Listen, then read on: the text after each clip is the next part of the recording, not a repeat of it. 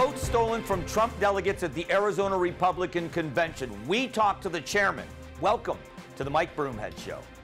Well, I got a message, I got a song.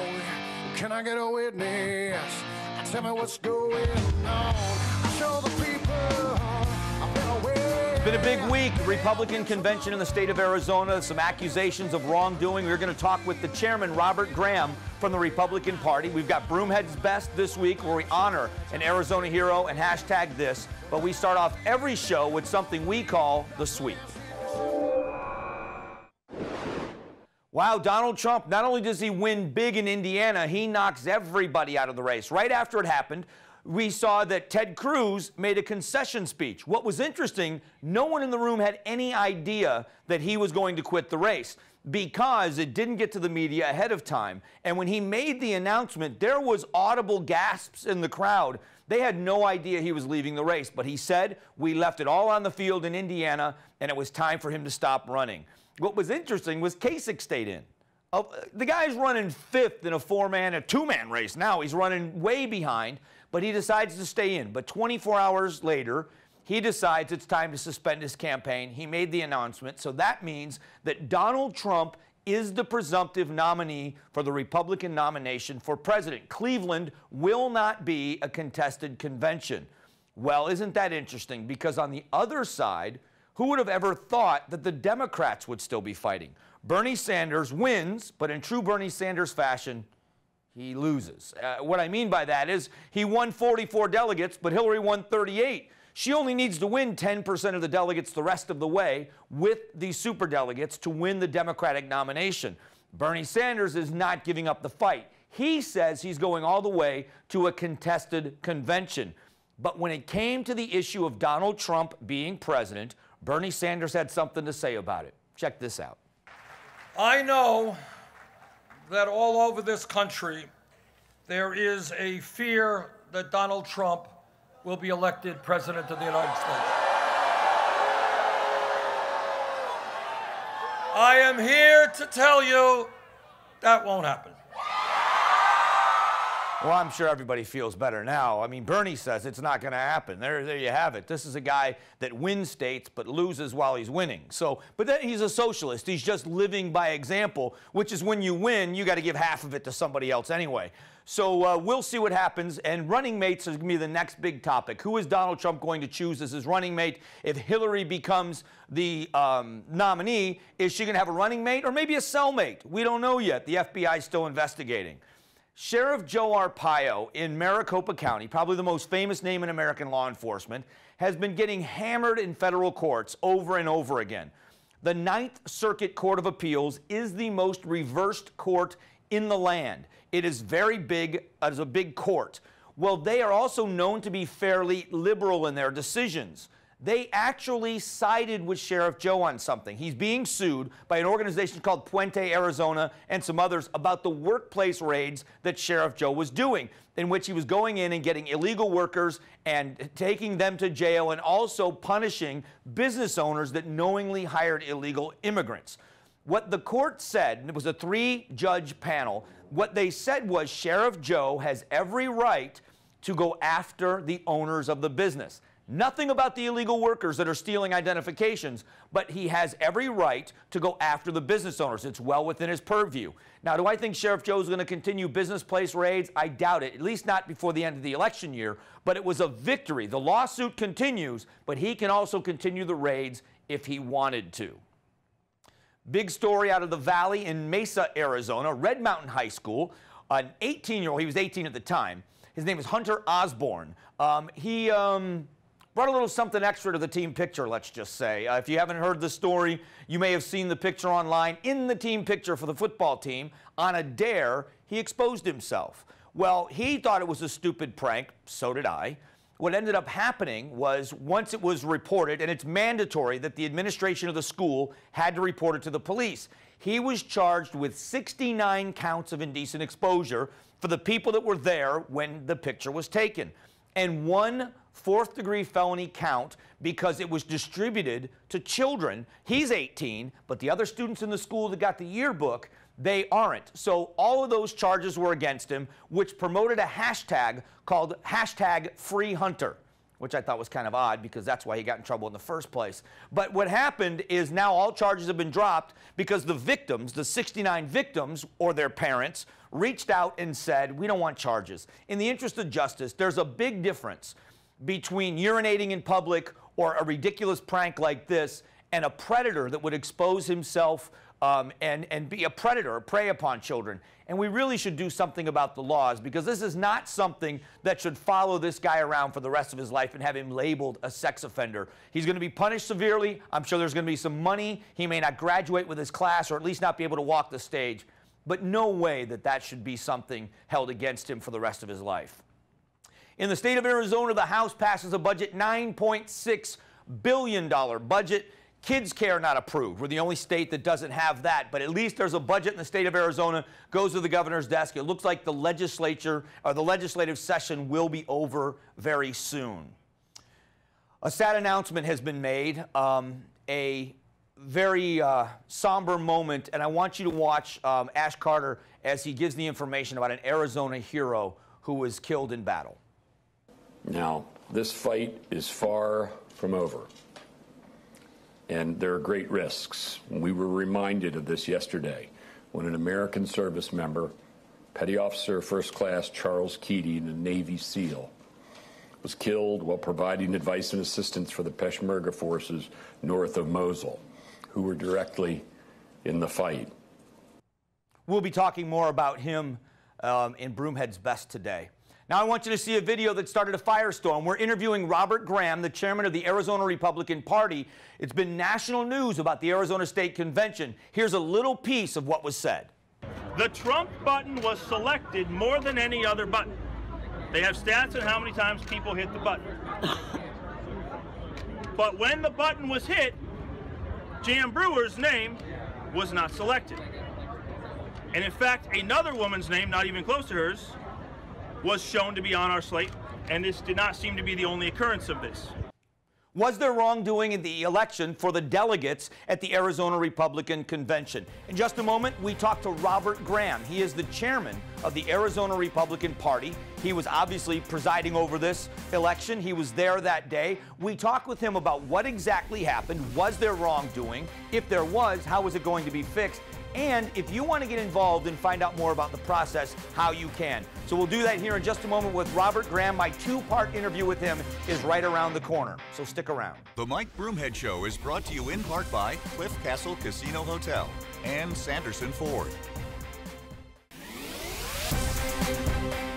All right, Arizona making national news for elections this election cycle. First, Maricopa County and the Recorder's Office, and then the Arizona Republican Convention, where our former governor, Jan Brewer, and Joe Arpaio, probably the most famous name in American law enforcement, and there were some accusations being thrown around about illegalities or at least technology breakdowns. So we asked Robert Graham, who is the chairman of the Republican Party in Arizona, to join us, and we appreciate you doing this. Great to be here. So first, I want to say that one of the things that I have been complimentary about with the Republican Party in Arizona, and I know has surprised everyone, I'm a registered Republican, is the technological changes that you have really invested in social media and technology, which I think we've lagged way behind. So the accusation was made that there was a technological breakdown at the convention and the voting where the former governor said that Arizona was cheated. That quieted down pretty quickly once some resolution was made. But what happened in this process? Well, what we did something different. It was on online voting called Simply Voting. It's been used in many states. It's been used in full elections for states and what have you. So it's a tested and true system. When we used it inside Arizona, what had actually happened is every single candidate, including Governor Brewer, was on the ballot. Okay, each campaign, you had a Trump campaign, you had the Kasich campaign, and Cruz campaign. What they do to try to get an advantage is create what they call a slate. So they pick a number of people. In this case, there's a total of 55 delegate spots that were up for election. So they have 55 people that they've said, these are Trump people, these are Cruz people, and so on. And then they create these slate cards, and they're unique to them, okay? So like if you're a Trump person, you're told vote straight slate. If you're Cruz, vote straight slate. In this case, the Cruz and Kasich people had the identical people on each slate. The Trump slate had gone through multiple iterations that day. There was a lot of tension around their slates and who was on and who was off. And so the final slate that was entered was approved by the Trump folks, and then it went to the vote. Now, these are the national, from the national campaign. Yeah, the national guys were the guys that said, look, we're the only ones that can negotiate a slate. We're the only ones that are going to give you the official Trump slate or what have you. Those guys were up, I mean, they were in my office putting together their slates and such, and the other camps were in and out until 3:30 in the morning Friday night. So they had defined their slate and said, this is it, okay? So the morning comes along, and there was some tension around their slates, what have you. And so ultimately, the big confusion, there was no glitch, there was no system issues. I mean, we had huge turnout votes. I mean, it was very well defined, was Governor Brewer. Governor Brewer did not appear on the Donald Trump slate at large. She was there on the ballot, so every single person, if you opened the KAZT slate, you saw Jan Brewer's name. If you opened the Cruz slate, you saw Jan Brewer's name. If you opened the Trump slate, you saw Jan Brewer's name. The difference was she didn't have an automatic check there, so somebody would have to have manually checked it in order to cast their vote for it. And to be clear, you could vote, like you said, straight slate. So if you were a Trump person, because you were limited to the number of votes you had, which was 55 or 56? Yeah, 56. 56 total. Yeah. But you could also then delete from the slate and add names as long as you had a total of 56. Yeah. So you could say, I like everybody here on the slate, but this person and this person I'm going to take off because I want to make sure these two are added. And there just weren't enough votes because she wasn't an automatic check on the Trump slate. Yeah, but even if she was an automatic check, see, the Trump slate received 450 clicks. They were right when they said more individual clicks for the Trump slate. That's right. But when you combine the other two. When you combine the Cruz and the KAZT, it was well above the total Trump number. So it was one of those things where it's basic elections. The person with the most votes wins. In this case, she didn't receive the most votes. If the Trump slate thing was a disadvantage for her, it would have shown up and she would have had bigger numbers. Mark Brnovich had about 786, I might have the numbers off just a little bit, total votes, and he didn't show up on all the slates. So what happened was, with Mark Brnovich, people were voting for him. We know that Trump was 450 votes. It was the highest slate. That means other people within the state delegates had to go find his name, check his box, and select him as people that they wanted to represent him. Right. Well, his name is Brnovich, BR. Brewers, BR. They're right in the same little quartile as it relates to the ballot and ballot concern, and so people made a very well-disciplined choice when they picked Brnovich, for instance. Who knows on the other? But the vote disparity was massive. It was much larger than just not being on a slate or there. So. And there is the process where people are saying, you know, when Cruz and Kasich are working together, you can disagree with them doing that, but that doesn't mean anything illegal or there was no big mistake that happened, which is more than anything else that in this election cycle, people need to feel like their vote was just legitimately counted, win or lose. And I just wanted to make sure we clarified it was a legitimate vote. Absolutely. And every camp has said it, okay? Even Donald Trump on Sunday said there's going to be no litigation, personally said it on Sunday, there'll be no litigation with Arizona, what have you, because when they saw quick audit to make sure everything was good, each one of those camps, at the very end, before we tallied the votes, I went to each camp and said, I need your authority to run the election. Finish it. Can I close it? Can I close it? Can I close it? All three of them said, go do it. So it was done. I mean, if there was conflict, Governor Brewer said, you stop things that aren't working correctly. Well, all of them said it's working correctly. Go ahead and finish the vote. So we finished it, and that's interesting timing. But it was a fun meeting. So just to kind of tie a bow on it, though, now that both Cruz and Kasich have dropped out of the race, it doesn't matter because all of the Arizona delegates are bound first vote to vote the way the voters in Arizona did, which was we are a winner-take-all state. All the delegates are going to vote for Donald Trump first vote. No matter what, first vote. And now there's like a zero likelihood that there will be an open convention or a contested convention. See, one of the things with this whole combination of their vote, I went out the next day and I made a public statement saying, look, I'm the chairman of the Arizona Republican Party. I represent the voters, all of the Republican Party, not just the active members that were there at that particular meeting. And there was a 2-to-1 growth. And Trump had, every one vote that Cruz had, Trump received 2. And so that's why I went out with a statement and said, my vote, I'll bind myself to him, that first vote as well as all the others, because I want to represent the people of Arizona. And so that's a big push. I mean, the gaming and everything that happened with the delegates was all in preparation for a contested convention. And now we don't have that issue. And I think it's awesome now because ultimately the voters' voices come out and said, here's our guy. All right, so what we'll do is take a quick break. When we come back, we'll talk about the convention, the national convention in Cleveland, and then moving forward, if people want to learn more about the process, how they can get involved. So we'll do that in a moment. Don't go away.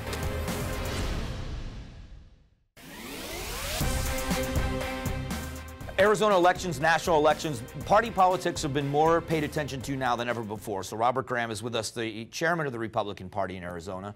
You've been here since 2013 as the chairman? Yeah, that's correct. So now that the process is being so exposed, Donald Trump was saying for a long time he doesn't like the process, it's a rigged game, whether that's accurate or not. Do you see changes in the process possibly coming because people are seeing it, or do you think it just needs to be better explained to people? Well, it's an unusual process, right? I mean, this is you go back to Abraham Lincoln. This process happened with Abraham Lincoln. But the reason why it's so raw and we're all in the middle of this is because the country's had so much pain with President Obama.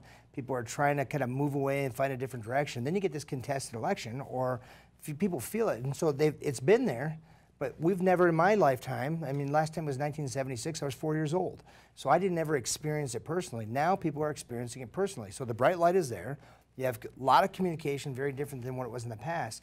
And so absolutely, people now are engaged in it much differently. Now, when we go into the convention, there's rules committee, there's platform committee, there's different business committees that are associated with the RNC.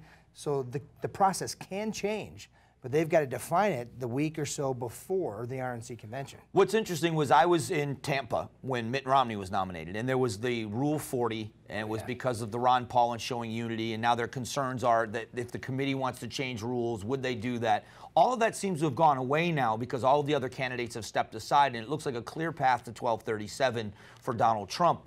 So with that being said, what needs to happen, in your opinion, because you're working nationally too, obviously. That's right. What needs to happen to show unity where Donald Trump can be the nominee for the Republican Party and show unity that everybody's behind him? Well, number one, the campaigns that have suspended or moved on or have stopped, they've got to have the maturity to get behind him.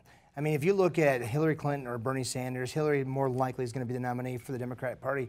You've got to look and say, what is she going to do to the country? Well, we know the Supreme Court justice issues. We know what her gun control and how she apologizes for America all over, and her absolute irresponsible and unaccountable leadership that she showed us as a Secretary of State. So when you look at that, people have to say, you know what, I lost this one. You know, take the check mark off the board, and I need to get behind the candidate. And so they've got to recognize that this is a time to unify. I've already been calling the state directors here and asking them to put a unity statement out. And they're apprehensive. I mean, the wounds are fresh. Sure. And but at this particular point, it's time. We need to start to get it behind. I think Reince Priebus is working on that. And I can tell you from my perspective, I'm driving it because I want to make sure that we start to show a unified front to America so they can see that this is the guy. Does the Republican Party need to make an extra effort because of the statements by Mitt Romney that a vote this way to get rid of Donald Trump? Or do they need to now say, do more to show the American people they've mended fences? Do you think that's important? Yeah, I think so. I mean, you need to include them. I mean, the bottom line is that people want to be included. They understand what's at stake. People are lower information voters. They really don't know all the things that are moving on, and they hear the sound bites. So you got to bring them in. That's the education process. It's a way to communicate the message of the Republican Party, but you have to do that and bring them along. With Mitt's statements and other people's statements, the one thing we try to remind people is there's going to be a nominee. Right. It might not be your person, so be very careful with what you say because you're going to color things in a way that may disrupt the whole outcome for the Republican Party in the general. Donald Trump showed a different side of himself when he gave the policy speech on foreign policy. Whether you agree with every aspect or not, he sounded very presidential and gave very good, positive ideas. If he begins to do that with education, with Obamacare, and what the replacement of that should be, because we're seeing another healthcare company leaving, I think that's going to go a long way with people getting behind him because they're not going to see this raving man that all the sound bites are showing. And I think that's his responsibility in this, to look presidential. Yeah, and he's doing it. I mean, if you watch, even the last debate, he was different. He wasn't as bombastic. He answered the questions more directly. He made a joke that his daughter is telling him to be more presidential, what have you. But he's starting to assume the role right now. And now going into the general election, you've got maybe personality flaws with Trump that he's working on and he's fine-tuning.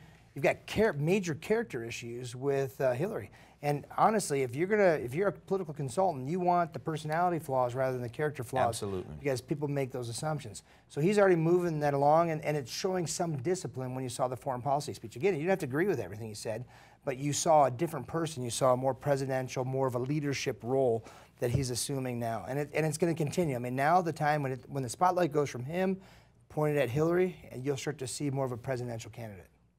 If people want to learn more about the process, if they want to get more involved in party politics, you know, being a PC or precinct committeeman, I was a PC for quite a while, and I don't think people realize how easy it is to get involved.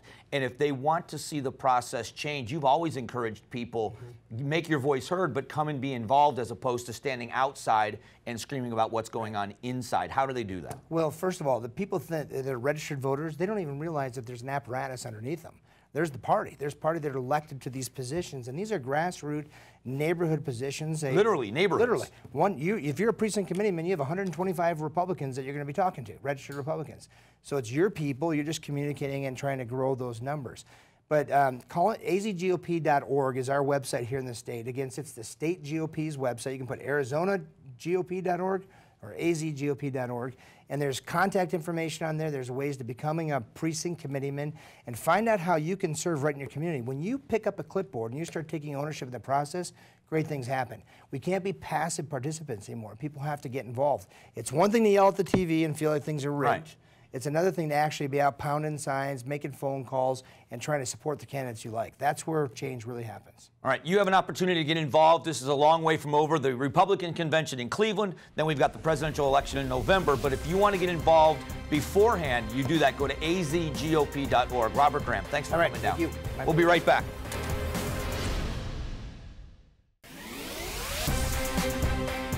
Normally we do something that makes us feel very good, and it's always tied to Arizona, but this is a very somber edition of it. We call it Broomhead's Best.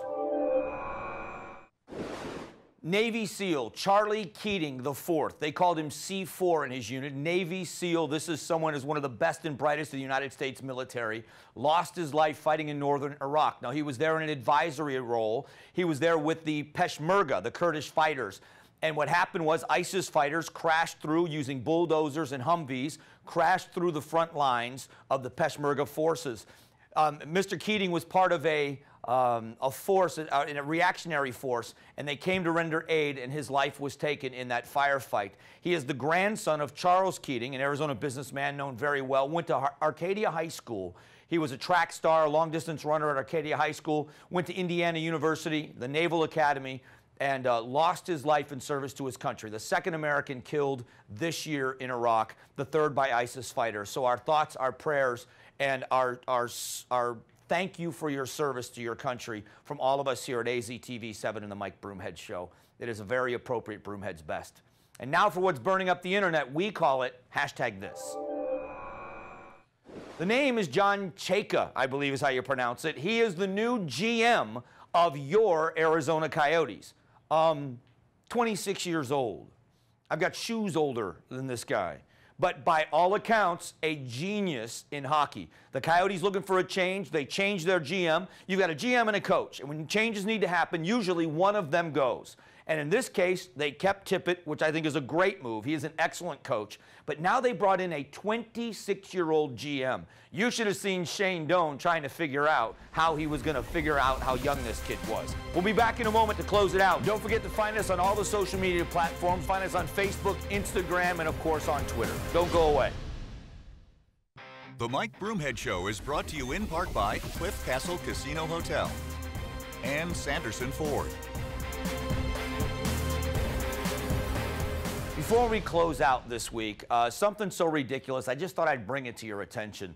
The Justice Department, the federal Justice Department in charge of prosecuting federal criminals, has become so politically correct they've made a statement. One of the assistant directors of the Justice Department made a statement and said they will no longer be calling inmates criminals or convicts. They're not going to use any of those phrases anymore. They're going to say people that have committed crimes or people that were formerly incarcerated, because they don't want to hurt their feelings or damage their reputation as they try to enter society again. They actually released a statement saying this. So it doesn't change the crime. It doesn't change what they've done. We're just going to be nicer about it at the Justice Department. It's unbelievable to me that we can't call a criminal in America. People deserve a second chance, but my gosh, how does this change anything that they've done? We'll be back next Saturday. Have a great week, everyone. God bless. Get more of Mike Broomhead on Facebook, Twitter, and of course weekday mornings from 6 to 10 on News Talk 550 KFYI.